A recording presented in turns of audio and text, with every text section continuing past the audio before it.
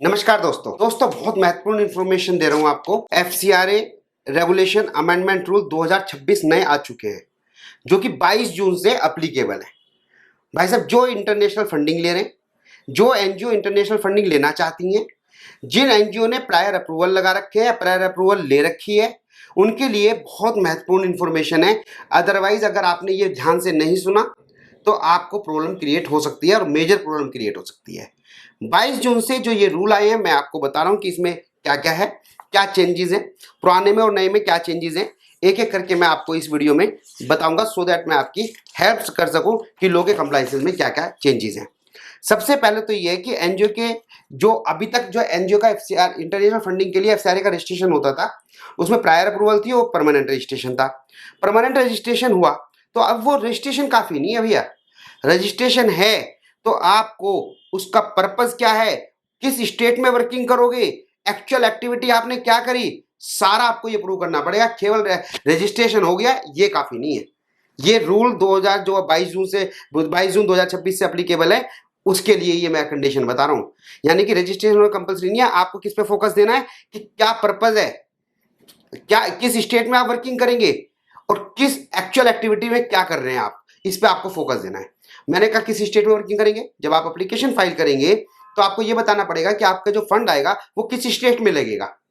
और अगर आप जब फॉर्म भरेंगे तो उसमें मल्टी हो सकता है कि एक स्टेट से ज्यादा आप काम करें, तो एक स्टेट करा आपने मेंशन कर दिया दिल्ली, आप यूपी में भी करना चाह रहे हैं यूपी, तो उसकी फिर एडिशनल फीस भी जाएगी। अगर आप दूसरे स्टेट में भी करना चाह रहे हैं और अगर मल्टी लेवल स्टेट पे आप वर्किंग कर रहे हैं तो उसके डॉक्यूमेंट भी ज्यादा होंगे, इंक्वायरी भी ज्यादा होगी। यानी कि गवर्नमेंट ने क्या फोकस करा, एग्जैक्ट बताओ जहां से फंड आया है, हमें बताओ कि भाई ये फंड कहां पे यूज होगा, किस पर्पज से होगा, एक्चुअल हो रहा है नहीं हो रहा। एक डेप्थ और वर्किंग कर दिया इस रूल को चेंज करके, जो सबसे क्रिटिकल। अब मैं आपको क्रिटिकल एनालिसिस बताऊंगा, ये तो ओवरव्यू हो गया। जो एग्जिस्टिंग एफसीआरए है, जैसे मैंने आपको कहा नया अप्लाई कर रहे हैं, तो नए अप्लाई में आपको ये जरूर बताना है स्टेट लेवल किस स्टेट में करोगे, है ना, किस पर्पज से करोगे, एक्चुअल एक्टिविटी आपने क्या क्या करी है। तो अब जो एनजीओ ऑलरेडी रजिस्टर्ड है उन्हें क्या करना भैया, क्या उन्हें भी ये रूल अप्लीकेबल होंगे? हाँ, एक साल के अंदर अंदर, 22 जून से अप्लीकेबल हुए तो एक साल के अंदर अंदर आपको एक फार्म आएगा, प्रेस्क्राइब फार्म आएगा, उसे फिल करना है और आपको यह बताना है कि आपका जो प्रोजेक्ट चल रहा है, क्योंकि आपके पास ऑलरेडी रजिस्टर्ड है, तो आप कौन सी स्टेट में करेंगे, क्या पर्पस होगा, कौन सी एक्टिविटी करेंगे, ये आपको इस फार्म में भर के आपको बताना पड़ेगा। और मैं आपको, चाहे आपका प्रायर अप्रूवल हो चाहे आपका परमानेंट हो, मैं आपको इंपॉर्टेंट चीज बता रहा हूं, बिल्कुल भी गलती मत कर देना इस चीज की ना भरने की। आपका कभी फिर एफसीआरए रिन्यूअल और रजिस्ट्रेशन कैंसिल हो सकता है अगर आपने ये गलती करी। दूसरा, अभी तक हम क्या करते थे, पुराने जो एफसीआरए थे, इतने सालों से एफसीआरए किसी का चल रहा है, तो हम ये बता देते थे कि भाई हम सोशल वर्क करेंगे, रिलीजियस करेंगे, चैरिटेबल करेंगे, और एक जनरल सेंस में हम उसे लेते थे, है ना। लेकिन अब नए रूल के हिसाब से आप जो एक्टिविटी कर रहे हैं वो आपके मेमोरेंडम में, आर्टिकल ऑफ एसोसिएशन में होना चाहिए। अगर आपकी ट्रस्ट है, सोसाइटी है, सेक्शन 8 कंपनी है, जो एक्चुअल एक्टिविटी, अगर आपने एक्चुअल एक्टिविटी कर कुछ और रहे हैं और आपके ऑब्जेक्टिव में वो नहीं है, this is known as ultra virus. अब ये एफसीआरए वाले डिपार्टमेंट ने भी कंसीडर करा है कि आपकी जो एक्टिविटी है वो आपके ऑब्जेक्टिव में होनी चाहिए। तीसरी चीज, आपकी परमिसेबल एक्टिविटी आ गई कि एक्टिविटी जो है कौन कौन सी परमिसेबल है, ये भी इंपॉर्टेंट आ गया। मल्टी स्टेट काम करने वाली एनजीओ को स्टेट वाइज डॉक्यूमेंट रखने पड़ेंगे।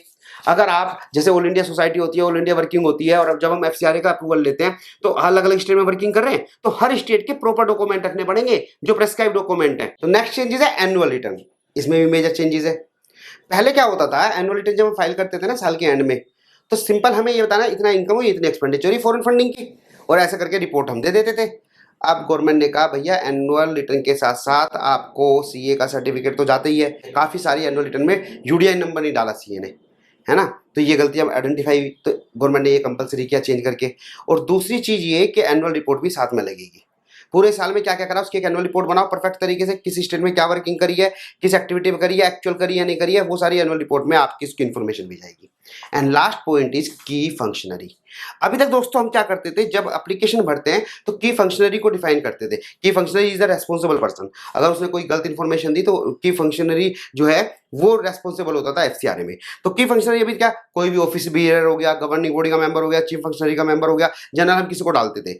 लेकिन अब गवर्नमेंट ने ये आइडेंटिफाई करा कि फंक्शनरी कंपनी का डायरेक्टर होना चाहिए अगर सेक्शन 8 कंपनी है, पार्टनर हो सकता है, ट्रस्टी हो सकता है, एचयूएफ हो सकता है, एचयूएफ का जो करता है वो हो सकता है, सोसाइटी, ट्रस्ट, ट्रेड यूनियन के कंट्रोलिंग जो पर्सन है वो कई फंक्शनरी होंगे। तो ये चेंजेस है दोस्तों, एफसीआरए के जो रूल चेंज हुए हैं 22 जून से अप्लीकेबल है, 22 जून 2026 से। बहुत महत्वपूर्ण इन्फॉर्मेशन है, अपनी एनजीओ में गलती बिल्कुल मत कर देना, इंटरनेशनल फंडिंग रेस्ट्रिक्ट हो जाएगी और आपका लाइसेंस कैंसिल हो सकता है। इससे रिलेटेड आपकी कोई भी क्वेरी है, कोई भी कंफ्यूजन है, आप मुझे क्वेश्चन भेज सकते हैं, बिल्कुल डेफिनेटली व्हाट्सएप कर सकते हैं, एसएमएस कर सकते हैं, मुझे कॉल कर सकते हैं, जूम मीटिंग पे डिस्कस कर सकते हैं। तो यू आर मोस्ट वेलकम, मैं आपकी प्रॉब्लम को सोल्व करने के लिए तैयार हूँ। थैंक यू दोस्तों, फिर मिलते हैं नेक्स्ट वीडियो के साथ।